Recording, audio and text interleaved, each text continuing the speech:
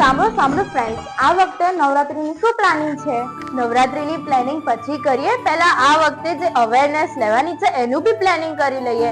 જો કોઈ એવી ઘટના બની તો તમારા વાલી પરિવારને કેવી રીતે જાણ કરશો, પહેલા એની પ્લાનિંગ કરી લઈએ, પછી નવરાત્રીનું કરી લઈશું.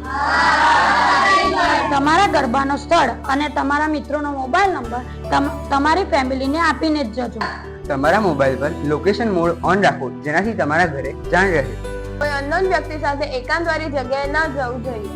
ગરબા રમવા જવા માટેનો રસ્તો હંમેશા ભીડભાડ વાળો જ રાખજો, કારણ કે જો તમારી જોડે કોઈ એવી દુર્ઘટના બની જાય તો તમે કોઈની મદદ લઈ શકો. કોઈ પણ અનનોન વ્યક્તિ પાસે કોઈ પણ પ્રકારના ફોટો યા વિડીયો શેર કરવાના. કોઈ પણ અનનોન વ્યક્તિ સાથે ખાવા પીવાની વસ્તુ લેવી નહીં, ને તો મુશ્કેલી આવી શકે છે. તો આટલી વસ્તુનું ધ્યાન રાખીશું તો આપણે કોઈ પણ ખોટી ઘટનાથી પણ બચી શકીશું અને નવરાત્રીનો આનંદ પણ મેળવી શકીશું. It's cold